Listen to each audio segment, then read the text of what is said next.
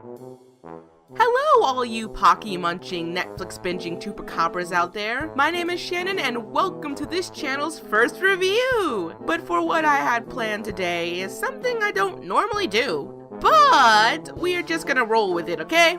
We good? Good. If you didn't see the monthly update video explaining anything, I felt like I owed the person who requested me this review when I was still on Anime America, in which for that person and everyone else, I hope you like it. So, Erased! Poster child of the winter 2016 season, the show that everybody and their mother was talking about, and the anime that memed that plump piece of school dough that we all loved to chew on when we were kids. Yeah, it's been one of those animes that you really can't escape, and who can blame you? If you've been around the internet for, I don't know, a while now, then you've probably know everyone's general opinion. So after an Anime America Patreon request and one pasta marathon later, I have come to the conclusion that a good chunk of my opinion does subside with what's been already said. Hey, don't click off the video, you, for I have a solution. I'm going to do something fun and review Erased backwards. That's right. Starting with my overall final thoughts and end at the beginning. This way, if for some reason you still haven't seen it, then first of all, good for you, give yourself a pat on the back, you valiant pigeon you. And secondly, it would give those people a chance to see if they want to give the show a try. Ultimately, that means after the first section, anything that I say after that will involve heavy spoilers. I just thought that doing only an after show wouldn't give me enough space to talk freely. Everyone got it? Good. Now prepare yourselves because this is going to get very snowy. And here we go!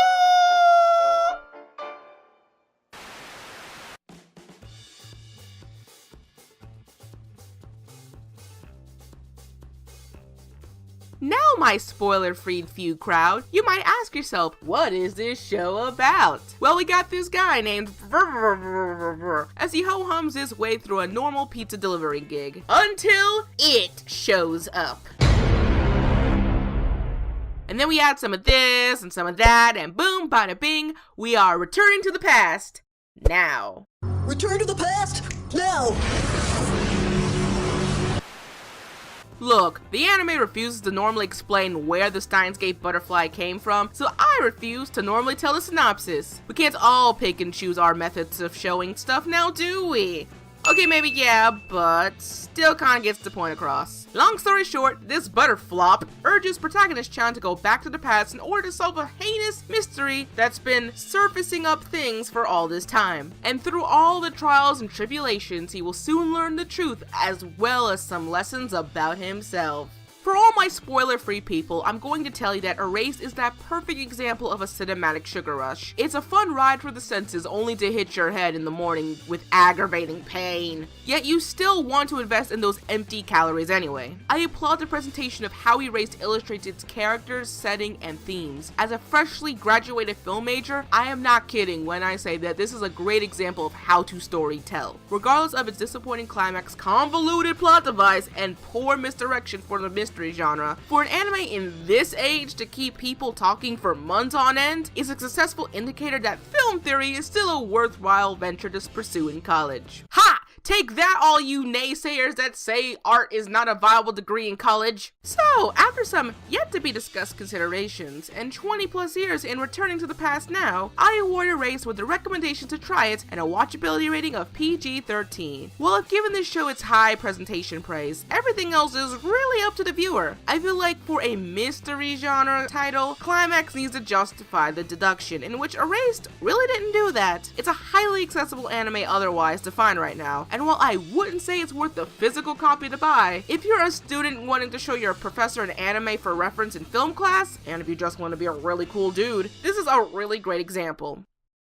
Okay, now, this is normally where I ended off with something funny and yada yada yada, but since we're doing this backwards, this is where all you spoiler-free people would get off the Misfit train and go watch the show. Please come back, I need the views. Like, seriously. Because now we are going into spoiler territory, starting with the good traits, the presentation.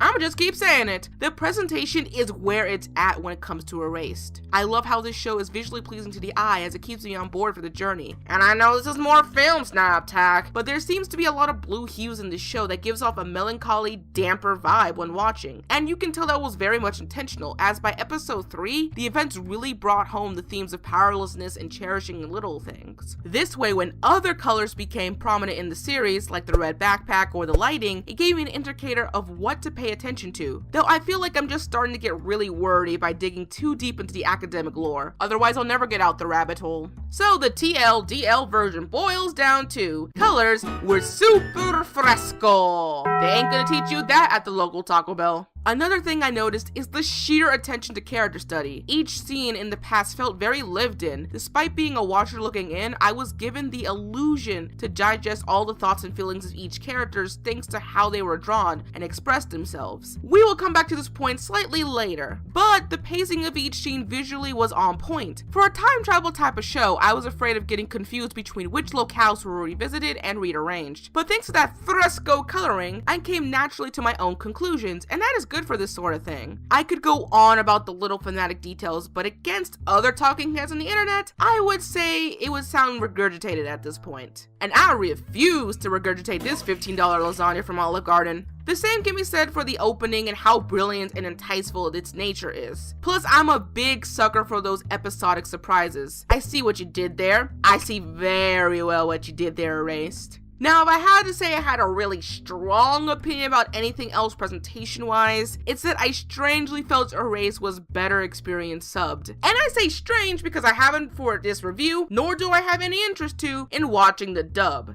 So I did what any normal person would do when they find something strange. I walked to my bathroom mirror, looked it straight in the eye, and yelled at it to myself, "Hey, what's the dealio?" In which it replied to nothing because I was talking to myself. And then the thought came to me. Like a sack of potatoes hitting you right in the face. Erased's fanatics had got me so much that I already felt so invested not to change audio now. And I don't think it's a matter of preference since I can go either way, but the subs just really immersed me in the show more than the usual times I've watched subs. And I think that it's with the help of the overall presentation that put me in this trance. While it's a weird feeling for me, I welcomed it, and I think I'm not the only one with that effect. If I am, then damn, lone man army, am I right?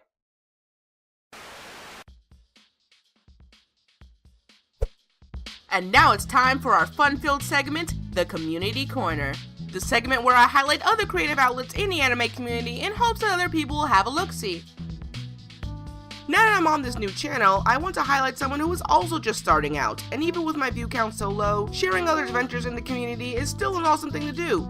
So today we talk about Chibi Stand, an anime YouTube channel whose specialty is more short, quick buzzes of opinion. If you ever wondered, hey, I want to know something about this anime I'm about to see, but I'm currently on a train, whatever shall I do? Well, don't fret, because this channel's got you covered. From old retrospects to new kids on the block. If it can be talked about wonderfully in under 5 minutes, then your needs are well met here. If you want to watch a channel about one man's humble duty to take his stand with his stand, then you can search away to Chibi Stand on YouTube and give him a try. I just don't recommend you sign any contracts with him.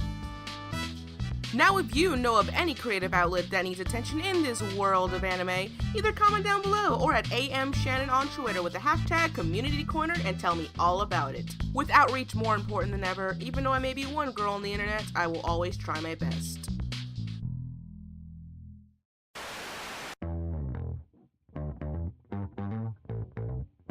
And here we go with the plot. The plot.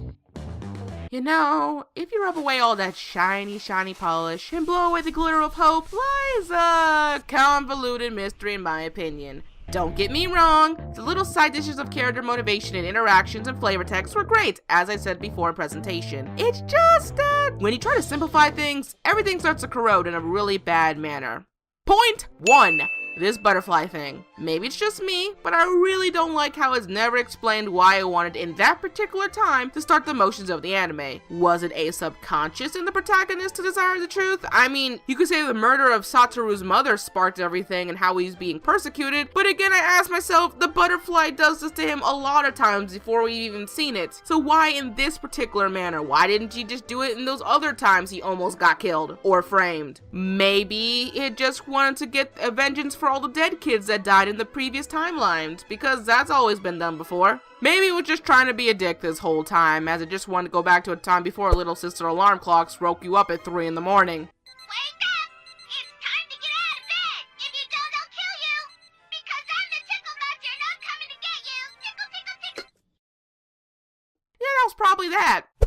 But I bet it's more of a read the manga for a better explanation type deal now, is it? Look, I'm saying it's no excuse. I was never a fan of that reasoning for why something is this, or you should invest more in that because this. As someone who mainly digests anime, that's not gonna do me squat diddly. Now it. Bottom line, I have some choice words about this thing.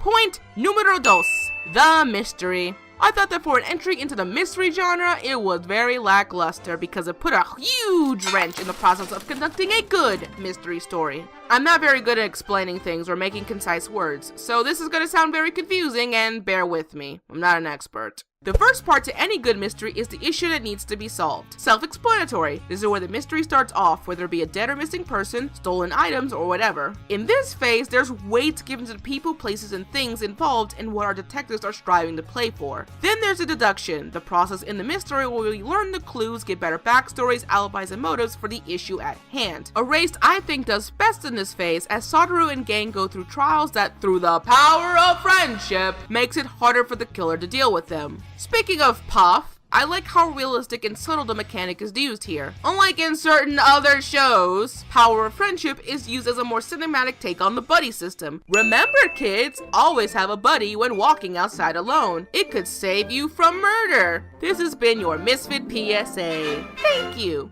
Anyway, Satoru learns by the aquarium scene that instead of isolating each victim to a safe location, it's more efficient to rely on multiple people together so that the killer does not have a clear chance to kill anyone. Looking briefly at these characters, I really love almost all of them. Satoru is one of the best main characters I've seen in a slice of life setting in recent memory, because it's so easy to root for him. The show constantly rewards the viewer for watching him transform from an isolated, hopeless individual to someone full of life again and purpose. He also carries a good message of believing in your community. Everyone can be heroes, it just takes the will to come together to save the day. All the other kids of the Erased gang have just as good moments as well. Kenta's involvement becomes a push needed for Satoru to open up and ask for help. Kaio Hinazuki's growth from her desperate situation kept things uplifting without having to go over the top, leaving all the other kids as great supporting roles. Heck, that reporter guy and Satoru's mother are the real champs in this anime. It's hard to find adults in anime who are willing to listen to kids these days. This mother-son dynamic was a beautiful relationship to see.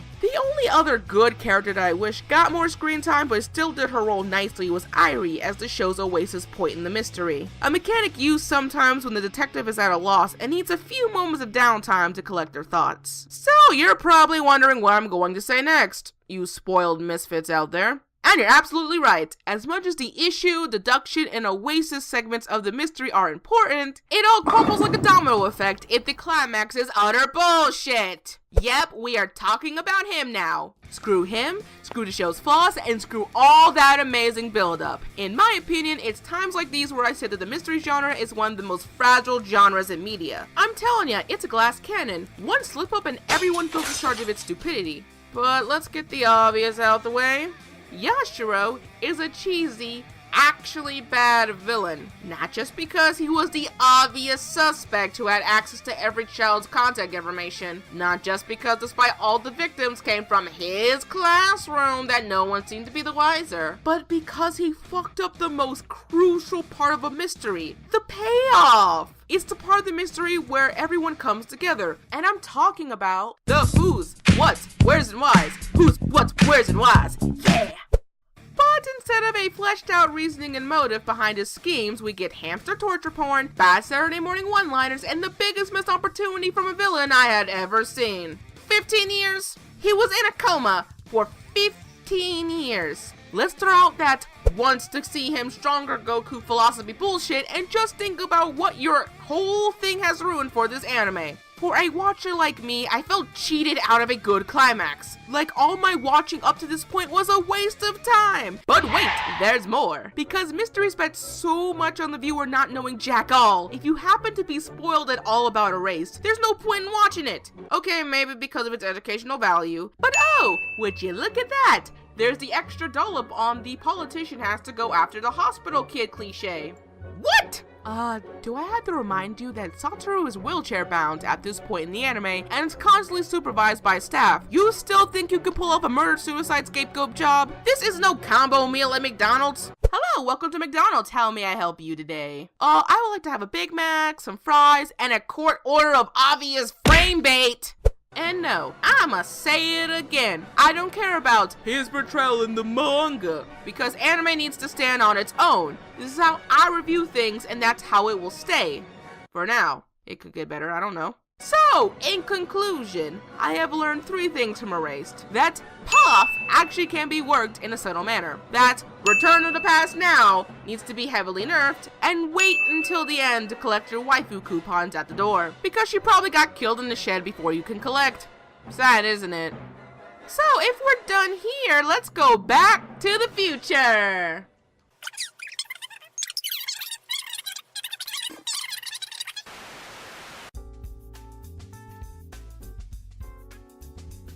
As for anime alternatives, let's start with a show with a good mystery in Monster, a story about how one choice can become a whole anime's worth of death and mystery sparked by some of humanity's deepest ethos.